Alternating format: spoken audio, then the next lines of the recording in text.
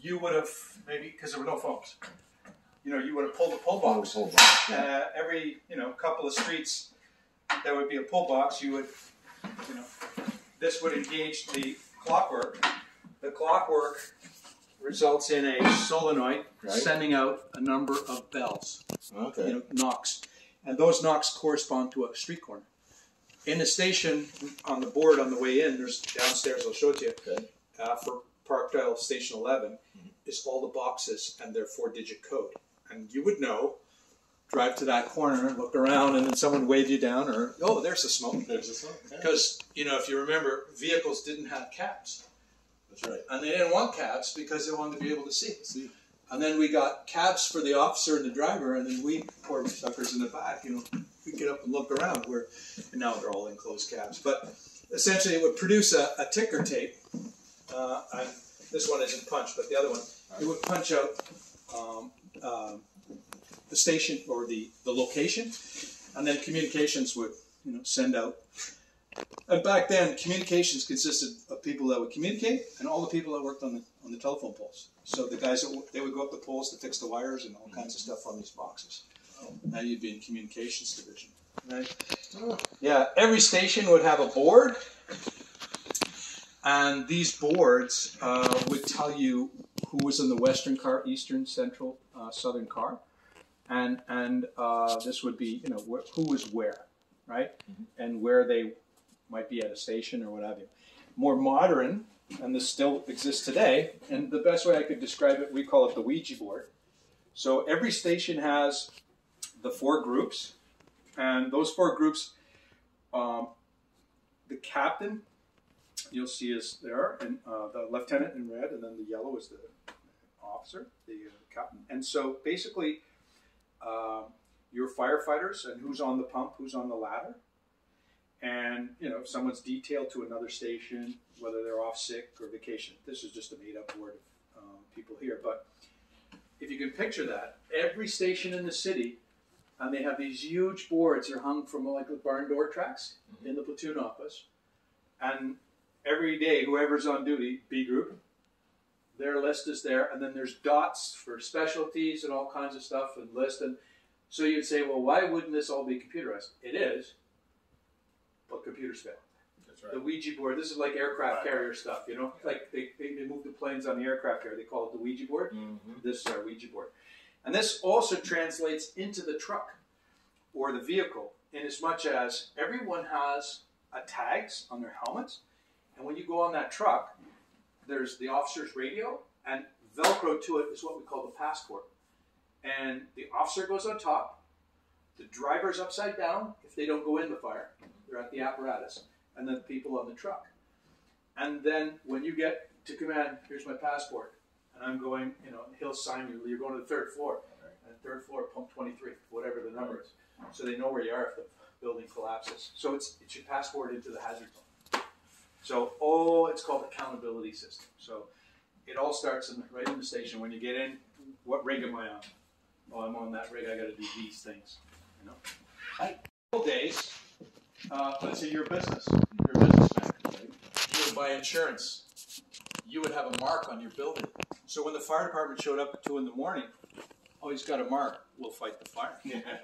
Or, let's say your neighbor was on fire and your business is threatened, we'll salvage your goods because we know the building's going to fall down, right? So that you had that kind of protection. And there are different marks. There's one that is like an old steam engine.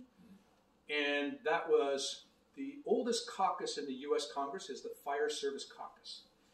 And that medallion was 200 names out of the caucus, like Benjamin Franklin, all those guys. They started an insurance company. But if you had trees beside your building, because they noted that your building caught fire and they set fire to the trees and burned down, you know, all that stuff, they wouldn't insure you. So people were chopping down trees. So about 60 of these guys said, well, let's insure buildings with trees. So they have an actual tree emblem on a, you know, a casting plate. If you had that on, they fight the fire. You know, different, you know, the history of how the fires were. You must have, did you know old Bill Williams? Yes. He was on Hobbyland. I worked for him at the end. Oh, really? That's how I got in the business. Oh, wow. Kind of from working. Compared to these ones, about 25.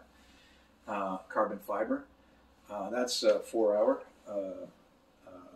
And essentially, I did a thing for Discovery Channel called "Where Would We Be Without NASA?" Because it was as a result of Apollo that we moved into carbon fibers. They needed lighter weights for respiratory protection and oxygen cylinders, and in this case, this is air, obviously. But so we went from steel to aluminum to carbon fiber, and now pretty much everything's carbon fiber with a very fine element of aluminum, to form the cylinder. Yeah. You know, retired Chief Daniel, John Daniel. He built that model. There you go. He built that model. We just did the video. He did that. He made that model. Yeah. He's recovering right now. He had a fire pumper, hand pumper in Bytown. Okay, and it was called the Mutual, and because in the Mutual, very common in the day would be insurance companies would pay half and the townsfolk would pay half. There was an actually earlier pumper in the town. It was situated up at Parliament Hill, but it belonged to Colonel By and the Army Barracks, so it was a standard kit of the Army. And it would run, they would bring it down to the town to fight fires. But eventually they bought their own, called the Mutual, and it was renamed to the Chaudière, representative, lower town. That is oil on silk on cotton, okay, and it was completely deteriorated. And 13 years ago, I tried to get it restored digitally. They didn't have the technology, you know what? And so the guy didn't have, the lighting, and it would have cost. The lady who gave us the pricing, she had 2 PhDs. She worked at the Smithsonian. Like she did this on the side. So I can't do it. The lighting's wrong. So I got it done last year.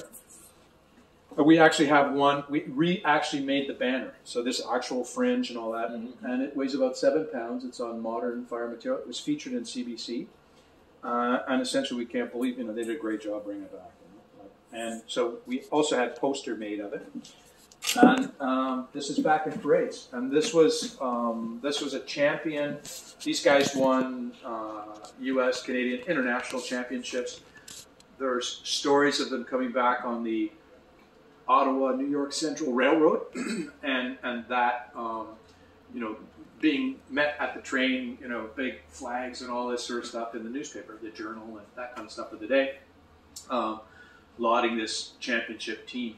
There might even be a picture of them on the wall down there. Yeah, so we got it restored. The uniforms are very similar to those that you would see in the War Museum, because they are uniforms that would have been used by Colonel By.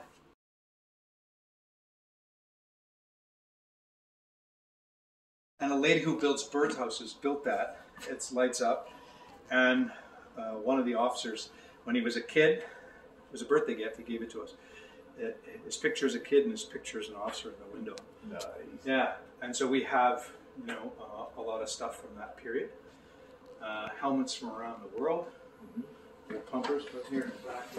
Yeah, they were kind of buried there. You can see the toys and everything. Oh, that's not even 1/10 of the metal toys. You don't just get stuff thrown at you like constant. Well, this is all recent donations. Like, the guy puts them away. So this was quite unique because they were all just pull boxes and you waited. This one has a phone in it. So this was something the city tried at a certain point. That's the old Bytown Town Hall, and had the fire station and police station in it. It burnt down. There's a picture of it somewhere. Oh, it's in the 150th anniversary of it. So we just started, right?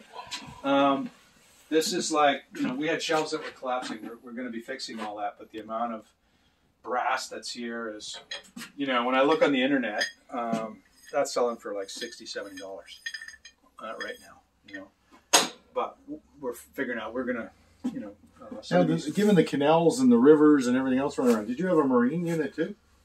Did you ever use that as a source of water? Oh, we did. Yeah, we had fires at the Rockcliffe Boathouse, New Edinburgh Boathouse. Yeah, portable pump. Now they have water rescue teams, right? So they have, but we don't have an actual marine unit. Okay. No. We've had to pump from the rivers, right? Suction and or just small pumps, actual pump. you know, in the rural, right? Not uncommon to grab the river, you know, that kind of stuff. There's example. There's straining filters right there on this backside. This line up here. These are all old sirens, tools. And they're going back to them. The P&Gs in the old school, eh? The ones I remember from being a kid. Yeah, well, they are because they penetrate the cars now. They're so soundproof. Yeah. Need to get through the cars because people. So we've gone back to the Q siren, which is like cut through any car. Right. Here, this is something you might want to see that is quite unique. These are called Elkhart hose controls. Here, I'll try. Oh, here's one on the floor. Oh, neat. These are Elkhart hose controls, and so that would be mounted on the truck, and there's a lock nut on the back. These would be demounted, rotated, and your hose would be strung through here. Right. And then you would leave out a piece like that, and the back pressure, you know, you weren't struggling with the hose. And so the older guys, they tended to grab those first, and the junior guys got the little stick of wood with the teeth on them on. You know. So yeah, so lots of little, you know, stuff. As I say, we got a big job. We have thousands of pictures, and they're stored in boxes, and they're going to city archives. Like, so we're going to digitize in city archives. Very nice. Hundreds of books, you know, that kind of stuff. So, and then we're going to start putting stuff on the internet to say, hey, you want some of this stuff? We have way too many of those boxes. You know, the pull boxes. Yeah, yeah. So. I see people are donating it or building. Well, you know, those, again, at some point along the way, what we're doing is we're going to curate, you know, samples, fire detection, you know, that kind of stuff. Well, I should have said, you see those glass orbs up there on the wall above the windows? Oh, yeah. Okay, I'll show you one here. That's carbon tet.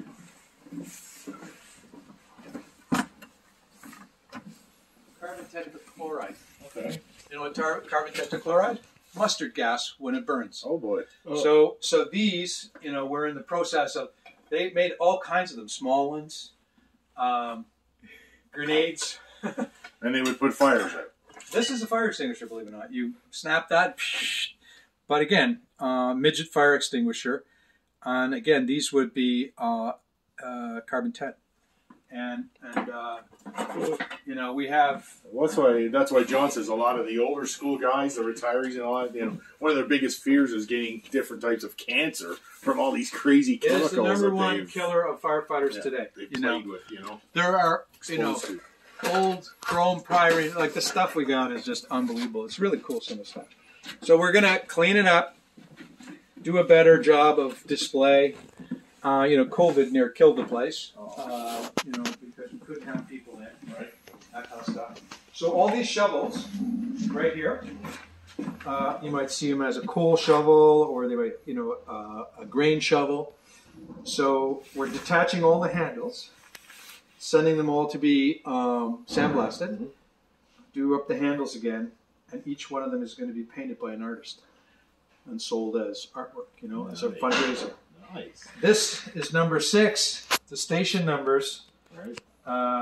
off the building, and we have, okay, just a sec, McAvoy, there you go, that's the station. Oh, very good. On Mackay and Vaughan, there's the numbers. So we're going to do a station display thing. Yeah, and you can see here, you know, there's a whole history of the Great Fires of Ottawa, right, when the lumber yards set fire to most of the downtown. Parliament burnt down, that kind of stuff.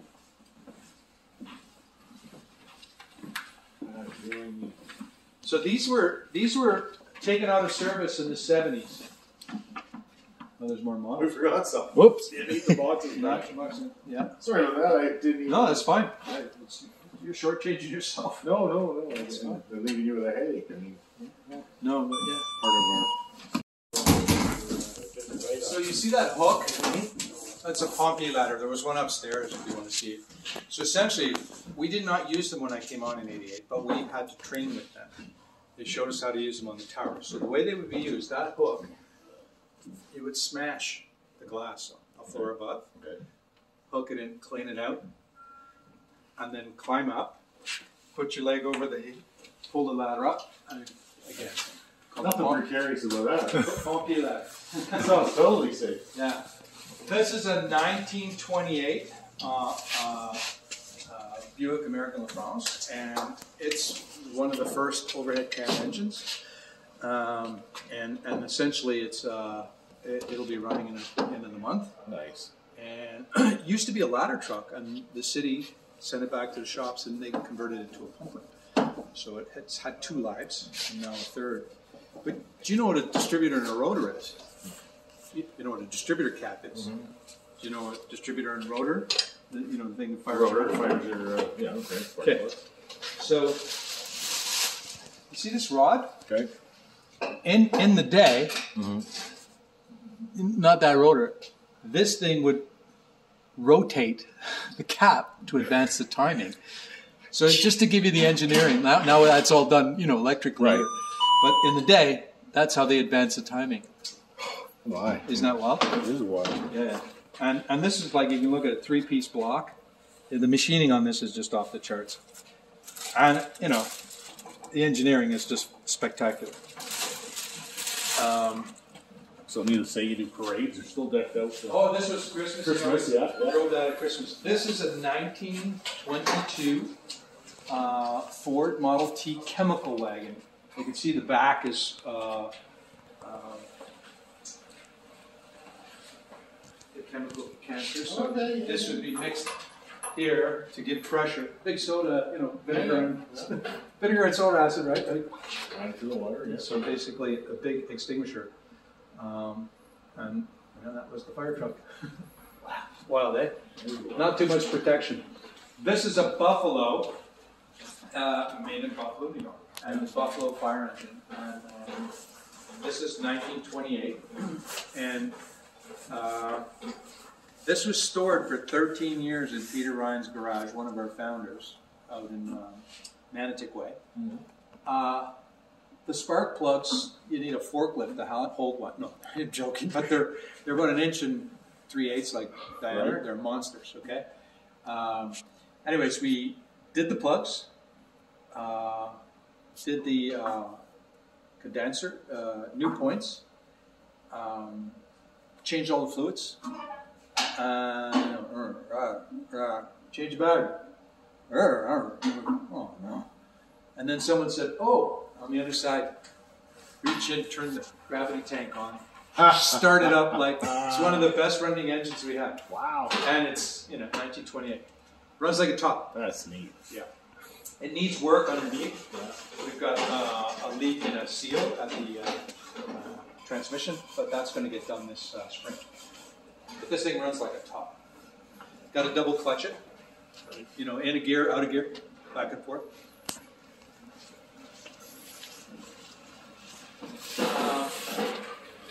If you know anybody that's interested in fire extinguishers, we have probably about 65 copper fire extinguishers. Oh, wow. We're going to start selling. Okay. Yeah. And this is a 1931 Chev, and this was in service until the 77, somewhere in there, in Nepean. This was a Nepean fire truck. They use it as a brush truck. Wow. Yeah, amazing. If you go down there, you'll see something quite unique. Horse draw. Hand draw. These are all hand drawn. Okay. Yeah, you're right. It's a little small for a horse, isn't it? This was hand drawn. This is what I was telling you, that the Chaudière pumper. Yeah. This is the Dominion. Okay. This will send a stream 3 stories high today. It still works. We use this in this summer. We have a pump day. Okay. So we have one of our old pumps. We have one of these, and then we have a brand new city pump. We just do. Kids knock balls off of, traffic cones and stuff like that with this, they hold the hose and people pump. And this would be pumped with 16 people, 4 on each handle. So there's big, long handles. Right. Where are they? They're right there. Right on the floor. Right. And they slide through there. Yeah. And then we cheat. We flow a hydrant into this, right? Because normally people would bring tubs of water, that's how it came. Either on a sleigh or on a wheel, from horses. And first water usually got 50 cents, whatever. You got hand-drawn hose reels, and they ring a bell as you pull the bing, bing, bing, bing, you know, that kind of stuff. That's the hose reel. Now this must be a horse reel. No, yeah, hand-drawn. Hand-drawn and ladder wagon, hand-drawn. Ladder, yeah. Yeah. Fire extinguisher, and as it's structured, you would wheel it in, a wheeled chemical extinguisher, and then tip the tank. In the top here is a big thing of acid in a lead bottle, bottle with a lead stopper. It would fall out, mix with the, you got a chemistry, a little chemistry going on. You got yourself a big soda acid.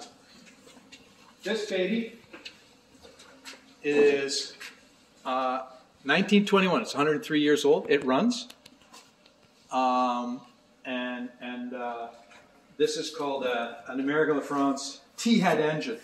You can see there's a big T at the top of the cylinder. Cylinders are monsters, and this thing runs. We just had it out last fall for insurance purposes to run it. So 103 years old.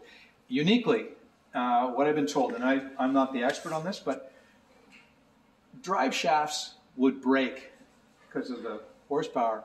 So these long drive shafts, so they would have shorter drive shafts, and this is chain driven. So it goes drive shaft to a chain drive. You can see on the wheel here. That's how it's driven. Okay, yeah. Big hunk of chain. Oh. Yeah. So old Max just had the chain drive. Yeah. 1921. And she runs well. LifeNet. Again, when I joined, they were on the vehicles. We trained with them in drill school. In drill school, we didn't have to, but you had to. So you jump out into the net, and your compatriots would catch you. Yeah. You hope. One of those trust exercises. It was a trust exercise. So this is the 1885 Silsby steamer. It's been the feature this past year of a children's book. So Ottawa bought these 1915-ish whilst they were waiting for a new motorized apparatus. They bought 2 of them from Detroit, surplus from Detroit. And this will pump 750 gallons. And essentially this steamer, months after they received it, the town of Russell was on fire, and they called for help. And the Ottawa New York Central Railroad, they basically fired this thing up, or had it ready. They had hot coals, right? Mm-hmm. They sent a crew of 6. They put it on a flat car on the Central Railroad depot. Horses didn't go. Crew and thing. This thing was fired up, ready to go. Lands there within 2 hours of the call. Lands there. Horse team there to pick it up, take it to the Castor River, and pump, and it saved the town. Okay? And so we had this out at Russell because they had their anniversary just last year. So this was brought out. This still works, but we don't run it. The reason is that the insurance and the steam stuff. Well, you got to have it inspected every year, the stationary boilers and all that stuff. But what was unique about it as well in the evolution, and there were hundreds of these made, as they evolved, there's model this, model that, and so on and so forth, is a rotary gear pump. So in these old ones, without a rotary and a piston, they had these clamps to stop the thing from jiggling too much. Right. And this one, you could put your cup of coffee there and it wouldn't spill. Wow. Run real smooth. Yeah, rotary gear. And the Bytown restored this. The wheels were sent out to the Mennonites. Some of the work was done at Science and Tech in its day. This thing was completely restored. Yeah. And you could see the discharge on this baby. It's a big one. Some volume. Yeah. Wow. Yeah, pretty cool. Eh? It's an impressive collection of stuff. And this isn't the mall. Our other trucks are in fire stations. Like, we Okay. don't have enough room.